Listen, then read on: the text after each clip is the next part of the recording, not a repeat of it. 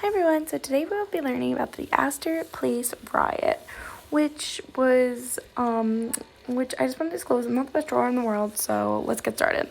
So today I am drawing the Astor Opera House, which was where the Astor Place riot took place, and the Astor Opera House was located on Lafayette Street between Astor Place and East 8th Street. It's a place where opera singer performed, and they had performances, and it was meant for like the uppity ups of New York, and they would sit in these fancy places in the opera house, but there was also general admission seats, which was for more of the working class people, and they were very rowdy, and they would sometimes bring like prostitutes and do crazy stuff, but it was kind of a thing for everyone. So a reason for the Astor Place riot was that there was a class war going on at the time, and it was between the upper 10, which was kind of like the 1%ers, and they had the most money, and it was versus the working class.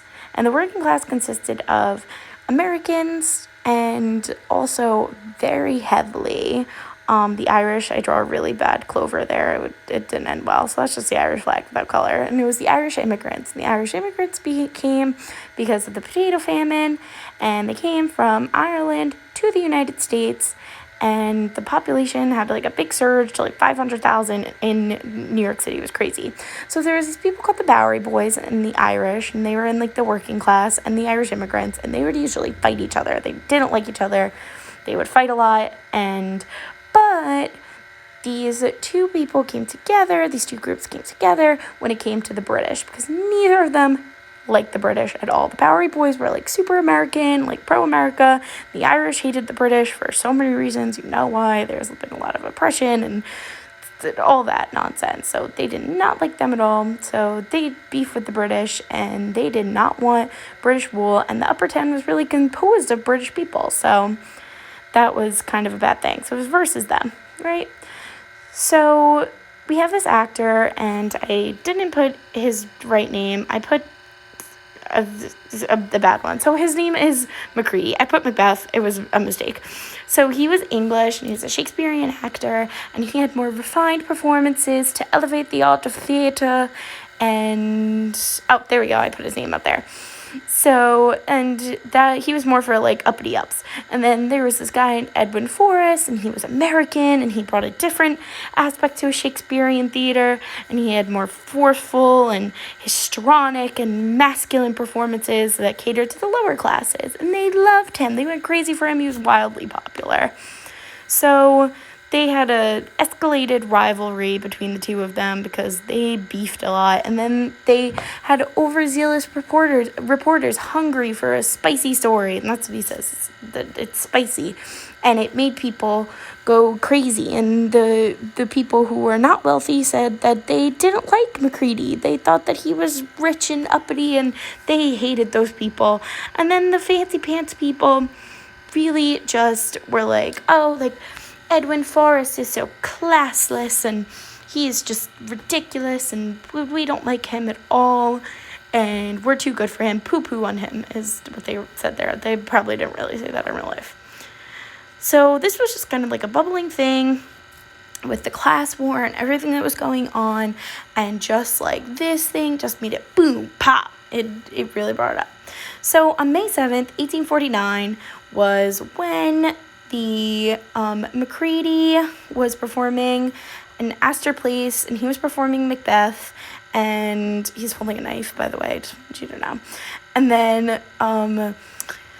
then Forrest was also performing Miss Macbeth at another theater, and so then he was performing in Astor Place, Macready, and supporters of his, which you'll see there that there I Heart Forrest t-shirts on, which they probably didn't wear, but they went and they booed him and heckled him, and then they started throwing stuff at him, and they even throw chairs at him and stones and all this stuff. So he gets really scared.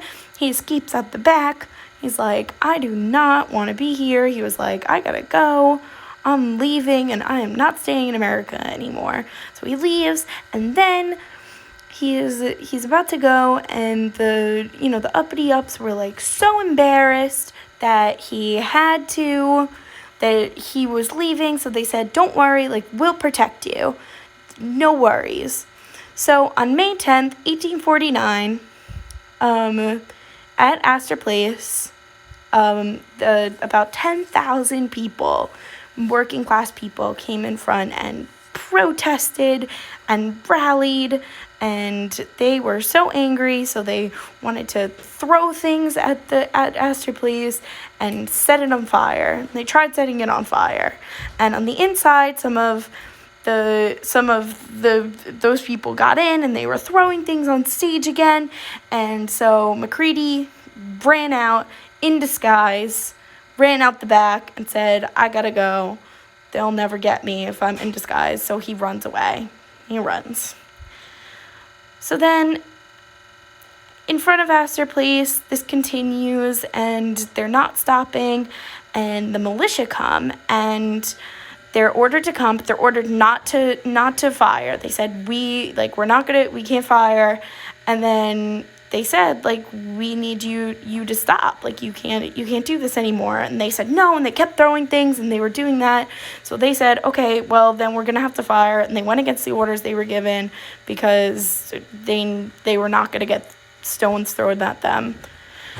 So they stop because a cannon comes, and that is kind of enough to stop them. So that's pretty much the end of it, and that's why it all happened. And yeah, it was a crazy event. It was a crazy time, and sort of at the end of this all, it resulted in the Astor Place Theater. About 50 years, it got knocked down, but it kind of stopped after that. It moved higher class theater further uptown. They decided that it wasn't the best place to have it downtown, which is why, like, so many theaters are more in Midtown now. And yeah, it was a big event, and about 22 to 31 rioters had died, and 120 people were injured, and many of them were civilians. They weren't even involved. They were just bystanders. Well, they were all civilians, but they were just bystanders, and it was the deadliest of all the civic disturbances in Manhattan to that date. So yeah, that's what happened. All right, the end. Thanks for watching.